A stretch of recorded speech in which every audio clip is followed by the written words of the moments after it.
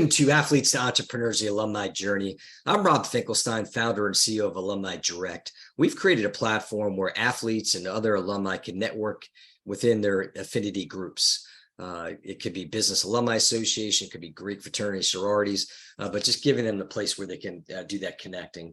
But this show, it's all about talking the transition out of sports, which is a major problem today, whether it's financial literacy, mental health, a lot of different issues. So we interview former collegiate and professional athletes and talk about their journey. And the whole idea is to teach and inspire athletes that there is, in fact, life after sports. Today, we got Chase Minnifield on. Chase, how you doing? Doing well, Rob. Thanks for having me on, man. You're welcome. I'm excited. He's, we talked beforehand. He's got a great story. He played college football at University of Virginia. We talked a little about the Barber brothers because I'm a big Giants fan.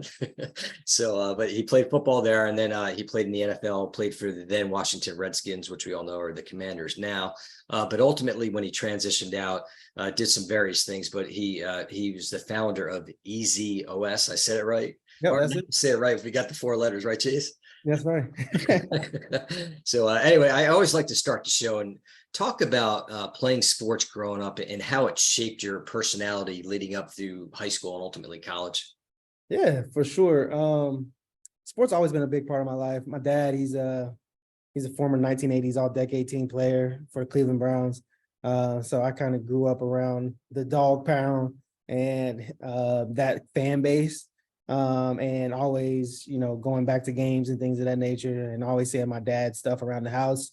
So sports is always something that I wanted to do. So I played everything and anything growing up, and I competed in everything and anything growing up, from basketball to baseball to football to swimming to diving to you name it, track. Anything and everything that there was a score or there was a way to win. I was a part of that thing, and I just loved it to the point where, if I wasn't playing in an actual league, I was playing with my friends, my brothers, and my sisters, and my cousins, and that's just what we did outside of school. Yeah, I mean, I think I love that. I mean, it's a fabric. I mean, I did the same thing growing up. So did you dream about being a professional athlete? And if so, what sport? Oh yeah. So if you looked at any of my, how you have like a 5-year-old and 6-year-old, like, I want to be this, like mine, I'll say professional athletes. I never really had a sport, honestly. I didn't really choose my sport until in high school, which is a story in itself. But I just knew I wanted to do this professionally, and that was just competing and winning. Like, that's what I wanted to do as a professional. And if you could get paid to do that, then that was my focus. Yeah, I'll tell you what, I always joke around about. I wanted to be a Major League Baseball player. Unfortunately, the talent wasn't there, so I'm doing this today.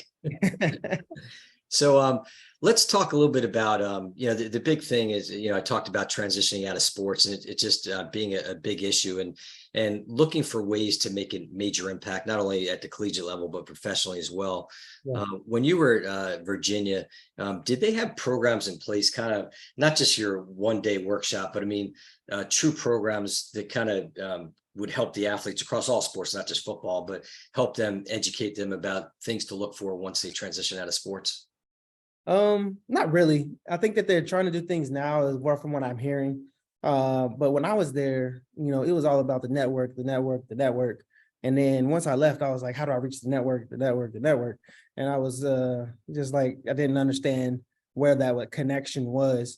And we didn't really do anything while I was there as far as post-career development. And I may be different. I usually say that the football locker room is split up with 3 different types of people: the people that know they're going to get a shot at the NFL, the people that are on the fence, and the people that are focused on something else out of sports.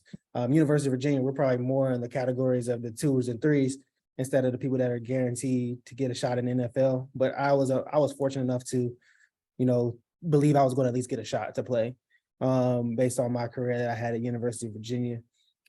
So yeah, it was for me personally, I didn't see anything that I didn't take advantage of anything, if there was something that was going to prepare me for life after sports while I was in school. And yeah, I didn't think about it. Yeah, and I was just going to say that it's interesting. I think you probably put it best, is it depending what category you're in. I think if you're zoned in enough to where you think you might make that next level, maybe you're not paying attention to, even if it is there. And I think it's like, I was talking to one guy on another podcast. He played football at University of Buffalo, and his story just talked about how he wishes there was something. So that whether it was a 4-week workshop, some type of class that the athletes were kind of forced to take, just to give them a better perspective. Like you saying, you want to network. Well, how do you network if you don't know how to network? And if that's part of what they're doing. So, we're working on some different ideas with, going into athletic departments and potentially with former alumni athletes, and trying to develop additional curriculum that could help these programs out, not only for the current athletes, but for alumni athletes too that might need that help to come back. Yeah. We talked, you mentioned about networking, connecting. Talk a little bit about that from the perspective of what your thoughts are on that, like while you're playing or just in general. Well, I think that when you're in the NFL, when I got a chance to be in the NFL, that was when my brand is at the highest point, or my reachability was at its highest point, to just like figure out somebody or reach out to somebody to go grab coffee and introduce myself and learn more about what other people were doing. But I didn't have necessarily those resources and those tools based on, and most likely I want to reach out to former University of Virginia people there. Like, I'm sure that there's many of great University of Virginia alumni who were in the DC area where I played at, you know what I'm saying, that I didn't know like who they are, what they did, and those different type of things. And I wasn't able to build those relationships and those connections when I was open to those opportunities. And actually I was on injured reserve, so I had plenty of time my first year, right, to like go figure something else out instead of playing video games at home, doing those different types of things like that. So I think that was what I was getting at when I was talking about, networking, is like, where is this list at? Where is this list at? Is it just at the Virginia Alumni Foundation where they're reaching out for people for money? Or is this a platform where I can access and say, hey, these are people that are in the software space. These are people that are in real estate. These are people that are in this space. Now here, how do you want to reach them? That type of situation. So I just didn't have that access. And I think that, access is bigger than just like going to a networking event. I think it's having the ability to see and filter through who are the people you're trying to contact and who you're trying to reach out to. And I don't think it's as easy as people think. And LinkedIn is a good source, but I don't think it's as easy as you could think. But I think the university actually has a great idea of who are the people that are doing well, what industries they're in, and things of that nature. So that's just kind of the things I've missed out on that I wish was more accessible to me. Yeah, I agree. And I think it's there definitely there's resources out there that need to be tapped into. And that's a lot of what we're working on here at Alumni Direct, trying to help in that matter. And I know that I was talking to one agent, and you could probably attest to this, being around other professional athletes and even the college athletes, but he said that the best time to network and connect is when the players are still playing. But you kind of brought it up. He said that's kind of a failure because a lot of players don't do that. And then all of a sudden they're done, and they're like, okay, well, here we go. Where's the job and all that? And it's not as easy as they thought it would be because they didn't maybe tap in at a younger age. Yeah, that is for sure. And I was in that space where I created a resume and send it out to people, and didn't have no offerings. I still get no offerings. I think I can send out my resume today and I still won't get any job offers, which led me down starting my own companies. There you go. I'll take you on, Chase, man. We'll do it together. There you go.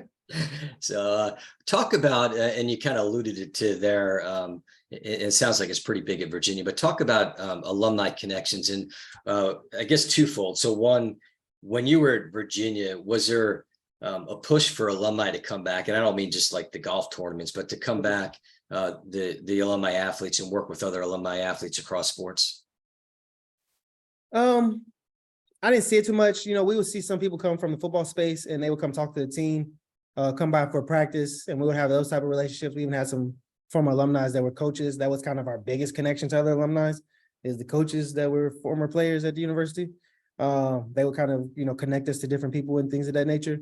But as far as like programs and coming to speak, no, nothing like that that I had access to.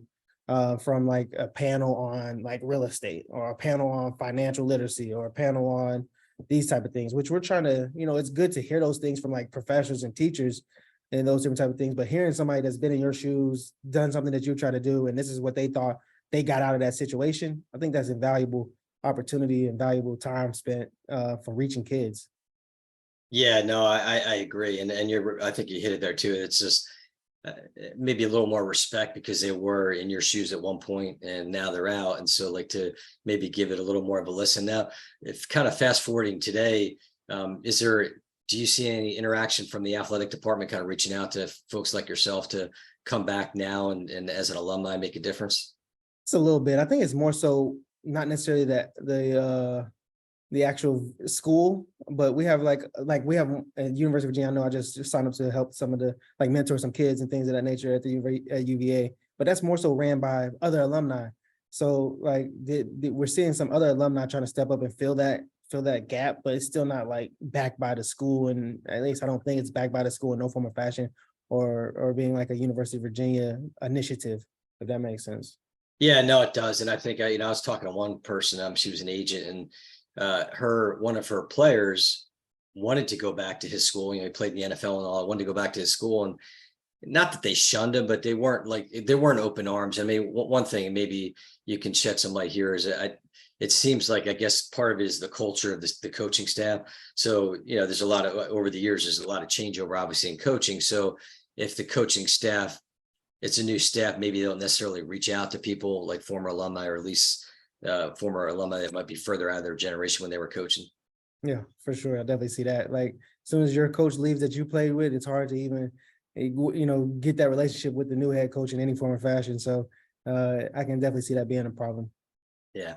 Another big topic today, and it's I guess everybody talks about NIL, name, image, and likeness. And I know when you were playing at Virginia, it wasn't a part yet. I mean, I guess people kind of joke around and talk about there were other ways, with boosters and things like that. But putting that aside, give me your thoughts, both positive and negative. Yeah. So first of all, when I think I may have been part of the first NIL like concept where they got rid of the video game. I got a little check for the video game likeness on being on the video game they had for college football. But then it obviously has turned into a whole bigger thing today as it sits.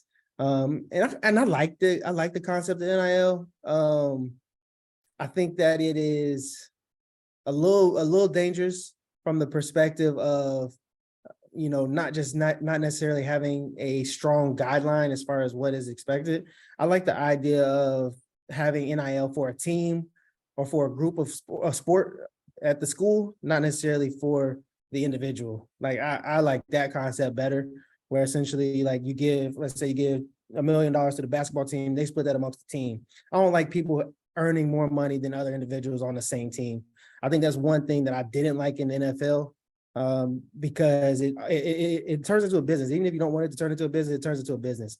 Because the person that's getting paid the most needs to be seen the most, and the person that's being seen the most, may not be the better player. And in college, it's easy to, if you're a better player, you usually play in college. That's not now in NFL and the NBA. That's different. Like the highest players get the most chances. That's what it is. Now, if they're so bad to where they've ruined all their chances, then you may get a chance to come into play as a lower paid player. But I don't want the amateurism of college sports and the competitiveness of college sports to have that type of hierarchy system. I think that's important for a freshman to feel like, hey, I'm a freshman. I'm not getting paid NIL. I'm not Bronny James. I'm not getting paid NIL, but I can show up and I can compete for my starting spot to the best of my ability and not have anything influence except for the actual practice and the tapes. And I think that's extremely important. And I was fortunate to have that opportunity. I never thought anybody was better than me.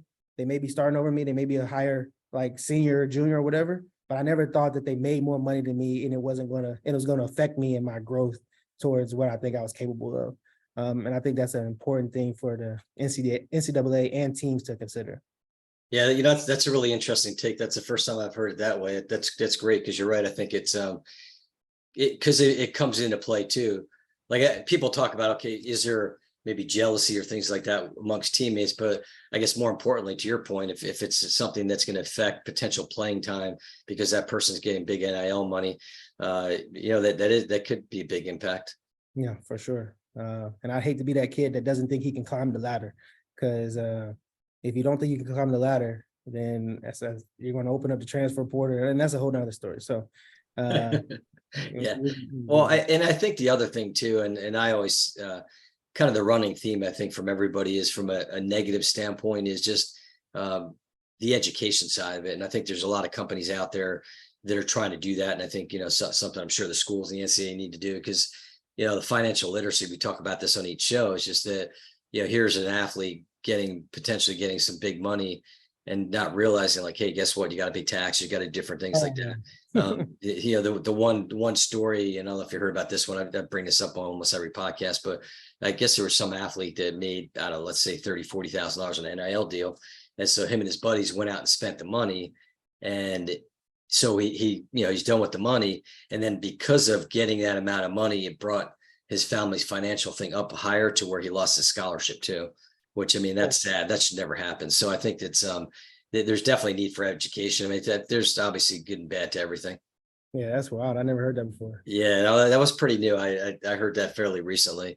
I mean, but there's also stories you hear, I've heard about NIL for good, which that's kind of cool, where some of these athletes are, taking the proceeds and they're putting it back in the communities, and whether it's feeding families and things like that, which is, I mean, that's the positive of it as well. I mean, I guess the other aspect of it is talk maybe a little bit about social media. And when you were playing, I mean, you were probably on the front end of social media. So talk about your thoughts about that, because you hear these stories about how athletes have, done some things that didn't think we're going to come back to haunt them that do years later. Yeah. So I think I was on the front end of Twitter. I think my first tweet was who's out there?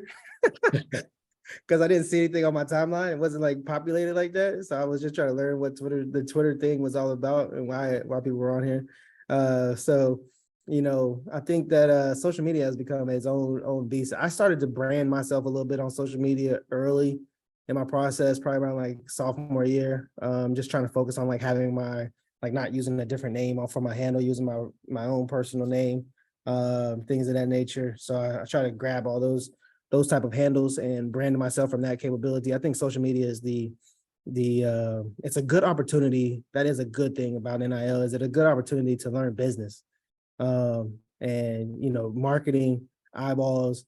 You start to learn your value, and if people can start making money outside of their sport, I think that makes it easier to transition out of sports. Is understanding that was one of my toughest things in my transition. Was I was like, where's my next check coming from? And if you can start to learn to actually create value and create another revenue stream outside of your sport, even if that's through social media, then I think that's a plus. That's going to help kids as they do learn that, hey, there's more to sports. I even learned people are not even like the two basketball twins at Miami, the twin girls, I think they're Cavender or something like that. Yeah. Like they decided not to even come back to school to play no more. They was like, we're making enough money off the field or off the basketball court to where like it's not even worth my time no more to come to play ball anymore. So I think those are great things where you learn to be an entrepreneur at that age and you're able to generate your own income or find a way to generate your own income. I think that is a plus. Yeah, no, for sure. One I wanted to kind of circle back. I wanted to ask you before. So from a back to the alumni perspective, talking NFL, and I know like what kinds of things are out there for these players, and it's just across all sports have similar, maybe whether it's the Players Association or like in this case the NFL alumni. Talk a little bit about that and how what they're doing for alumni and maybe what more could be done. Yeah. So right now I think the NFLPA, they're becoming better and better with what they're offering. I think the big thing that they offered that I took advantage of was paying for schooling. So postgraduate schooling or finishing up your graduate degree, they pay for that up to a certain dollar amount. I thought that was great. I think a lot of people should take advantage of that situation, but it's still the same thing I would say as what the schools are missing with networking is like, how can we use our internal fraternity to help each other, pull each other up, right? And I think that is a strong source. Like once somebody, let's say, my dad, he's been a successful entrepreneur post, I've got to see somebody transition out of sports and do it in a certain way. But how could I reach out to somebody else that may be in a different industry, maybe automobile industry or in software? And this is the people that I've been around. I don't understand why it's tough for me to find people to talk to in that space, any type of mentorship type of style. So I think that's where they can be better at. They are trying to do some type of things where they're offering current players internships. They call it externships, where they go for like a couple weeks to at a certain place to shadow, a COO, a CEO, or some type of position that they're interested in, and go from there. But I think that's good for building a relationship. But how much can you really learn in a week or two? You know what I'm saying? At a job site. So I think there's things. I think the goal is to continue to improve, and even reach out to people like yourself and learn what do you think that they could offer in those different type of fashions. But to date, it's been mostly about education and health, and I think that's kind of been their focus. Right. Okay, that makes sense. Let's talk now about transition. So out of sports, so there's two for you. I mean, you've got the transitioning out of that college sport and that whole college life into professional football, and then the other side of that, professional. So let's talk first about college. Talk about how that went for you. Yeah. So college. So in college, I was a two-time All-American at University of Virginia. I was one of the top players in my class coming out. I ended up getting hurt my bowl game, my last game of my career, or before the last game of my career, which ended up causing me to go undrafted because of medical reasons, which I didn't expect. I thought that I thought I at least put enough good capabilities on tape to where somebody would draft me. Even the day before the draft, my agent was talking about first, second, third round.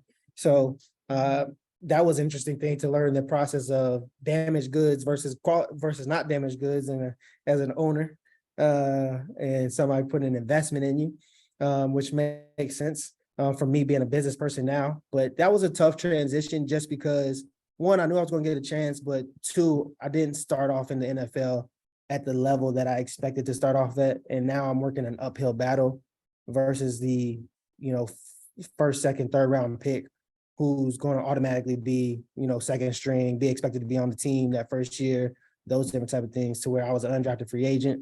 And I'm probably, in my mind, I'm better than the people that they drafted. But I'm still not making that same amount of money.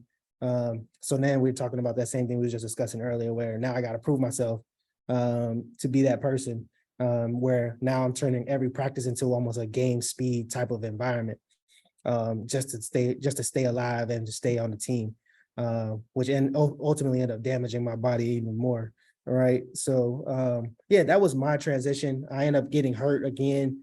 I signed a contract for the Redskins that basically said if I hurt my knee, the knee that they had concerns about, if I hurt it, that I wouldn't be they wouldn't be responsible for the contract. So I actually ended up hurting that knee in OTAs. And I thought it was a done deal. I didn't even talk to the coaches. I left and I bought my own airplane ticket, went home. And then they called me when I was home. They're like, "Why aren't you here? Why aren't you at meetings?" And I was like, "Well, I signed a contract that said that if I hurt my knee again, that you guys are responsible for it." So I went and took things into myself and left. What they said, I think the defensive coordinator and GM ended up calling me and saying, "Hey, you've done enough good things since you've been practicing that we want to keep you around. We believe you'll be a starter here eventually." So they end up, putting me on injury reserve, which I talked about a little bit earlier. And I ended up coming back and I had to work my way back again from another injury. But yeah, that's kind of been my MO. I would say transition from from college to the NFL was the uphill climb, versus and trying to knock people off as far as saying, all right, I'm better than this person, I'm better than this person, I'm better than this person. But having to play that politics game as well on the way up the ladder. So that's kind of my transition there. And then once you finished up, I mean, it's I guess it's a story. Every athlete handles it differently, but talk a little about your transition into the business world and just maybe give some advice to other athletes, whether they're coming out after college or whether it's being a professional athlete like yourself. Well, there's a good story behind this. So essentially, I ended up actually, after I got done, my second year, I was playing special teams, practice squad, that type of stuff. My third year, I was up and down off the practice squad. And I kind of lost my focus as far as, there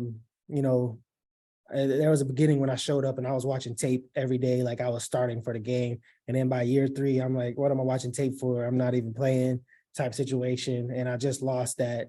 I just felt like people were controlling my destiny and I wasn't getting any chance to prove myself. outside of practice. So when that opportunity did come, I actually started against the Indianapolis Colts, and it also was my last game. And I always regret that game because I got called up midweek to start that day because of an injury that happened in practice. And my preparation had already started to dwindle over the years. And therefore, when it was time for me to go, I had to press go instead of already being on go. And I had to do some last minute preparation with extra film watching, extra weight cutting, that type of stuff, which I think definitely hindered my performance on that day. I ended up getting a concussion mid game, which I had to end up leaving the game and stuff like that. But that was my last game. That was my last play in the NFL. And I ended up getting cut 2 weeks later. So somebody that goes from undrafted to actually getting the start, and then that starting game, the game that he gets to start and prove himself, he actually is his last game. Is kind of my story. And, after that, I never thought that, I never thought it was a realistic thing that somebody would be a starter in the NFL for a game, for their last game, and they wouldn't get another chance to play. I thought the people on the bench don't get another chance, right? Not the people that were that actually were starting in an NFL game. So I thought you just work your way down the ladder. You don't just go, you just don't go get off the ladder, jump off. So mine was a jump off the ladder for sure, where I was like, all right, there's no way that, they told me they were gonna call me back. I'm like, all right, it's cool. But they never called me back. And I'm sitting here, with, what's next type of situation. I was like, there's an opportunity out there from 30 teams, 2 corners, 6 corners on a team. Surely there's an opportunity. There was no opportunity there. And I end up I was out for a year. After a year, I decided, all right, I'm gonna take this offer that I got from the CFL. Took that offer, went up tearing my Achilles at the CFL in the first preseason game. And then after that, I was like, well, this isn't for me. The good thing about the difference between those two situations is that when I was in the NFL and I was transitioning out, I had nothing else I knew how to do. I actually worked for my dad a little bit, and was in the office during that time frame, working with him. And I was still working out and training full time, but I didn't know what was outside of football. I knew I had to get football was the only check I could create for myself, because obviously my dad's just paying me for a sympathy play, teaching me a little bit at the same time, but then I earned this job, right? So when I went to the CFL, I started my own company. I started creating my own business model. And was starting to have meetings and things of that nature. So, and I actually got my first contract while I was at practice in the CFL. I was in practice and I was sending emails before practice, and after practice, I would go check to see if I got any responses. And I actually ended up getting my first contract. I didn't execute it. I sent a couple of my teammates and my mom to go down there and execute the contract, but I received a check. I got paid for that.